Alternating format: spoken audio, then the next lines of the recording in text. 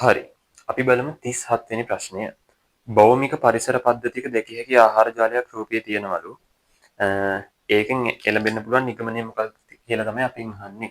මම පොඩ්ඩක් ආහාර ජාලය අඳ ගන්නම්. P තියෙනවා, උඩ R තියෙනවා, ඊට පස්සේ V තියෙනවා, ඊට පස්සේ U T, ඊට පස්සේ මෙතන S තියෙනවා, මෙතන Q තියෙනවා. හරිනේ? කොහොමද කියලා මේක පොඩ්ඩක් අපි වෙන යට කරමු. P. P වලින් තමයි පටන් ගන්න තියෙන්නේ. නේ? P වලින් තමයි පටන් ගන්න තියෙන්නේ. P වලින් R වලටත් පටන් ගෙන S වලටත් පටන් ගෙන. එහෙනම් මෙන්න මේක අපිට කියත හැකි.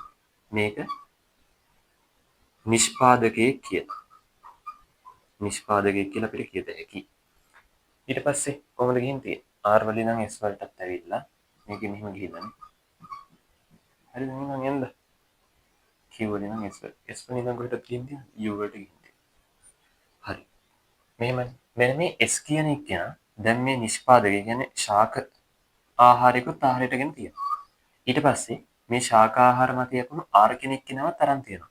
ඒතකොට S සර්වභක්ෂකයෙක් අනිවාර්යෙන් වෙන්න පුළුවන්. සර්වභක්ෂකයෙක් අනිවාර්යෙන් වෙන්න පුළුවන්. මොකද ශාකත් අනිවාර්යෙන් අරගෙන සත්වයකුත් අනිවාර්යෙන් අරගෙනනේ. R කියන එක්කෙනා එක්ක සර්වභක්ෂක වෙන්න පුළුවන්. එක්ක සර්වභක්ෂක වෙන්න පුළුවන්. එහෙම නැත්නම් ශාකභක්ෂක වෙන්න පුළුවන්. අපි දන්නේ මොකක්ද කියලානේ. මෙයා සර්වභක්ෂකයෙක් වුණොත් නිෂ්පාදකයන් ශාකයක් ආහාරයට ගන්නත් පුළුවන්. ශාකභක්ෂකයෙක් වෙන්න පුළුවන්. හැබැයි ආර කෙනෙක් නම් මාංශ භක්ෂකයෙක් නම් වෙන්නේ නැහැ කියලා අපිට කියත හැකියි. මොකද නිෂ්පාදකයන් ශාක මත යපිලනේ. ওই ටිකෙන් අපි බලමු. ඒතර උත්තරේ ආර ශාක භක්ෂකයි. නෑ සර්ව භක්ෂකයෙක් වෙන්නත් පුළුවන්. යු මාංශ භක්ෂකයි. යු මේ යු කියන එක්කෙනා මාංශ භක්ෂක වෙන්න පුළුවන්. ඒත් මාංශ භක්ෂකයෙක් පමණක් වෙන්න පුළුවන්. බෑ. ඇයි? සර්ව භක්ෂකයෙක් වෙන්නත් පුළුවන්. මොකද සර්ව භක්ෂක කියලා මෙතන මාංශයක් මත යැපීමක් වෙන්න පුළුවන්. හරි ශාකාහාරයට ගෙන නෑ තමයි. නමුත් සර්වභක්ෂක කියලා ශාක නැති හින්දා මාංශ මත යවෙන්නත් පුළුවන්. තේරුණාද? එතකොට U කියන එක්කෙනා සර්වභක්ෂකයෙක් වෙන්නත් පුළුවන්. S සර්වභක්ෂකයෙක්. අපෝ ඒක හරියටම හරි. S සර්වභක්ෂකයෙක්. V සර්වභක්ෂකයෙක්. V කියන කෙනා සර්වභක්ෂකයි. නෑ.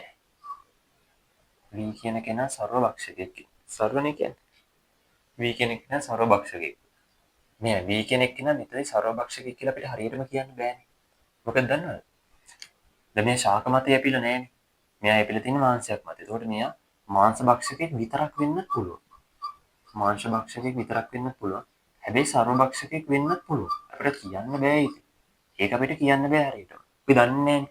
දැන් මොනේ P වලින් කෙලින්ම මෙයාට මේ ඉතලයක් තිබ්බනම් මෙයා සර්ව භක්ෂකෙක් වෙලා කියලා අනිවාර්යයෙන්ම කියන්න පුළුවන්. තේරුණාද? ඒතර S තමයි අපිට බාර ගන්න යන්නේ පිළිතුර. ඒතර පිළිතුර වෙන්නේ 37 3.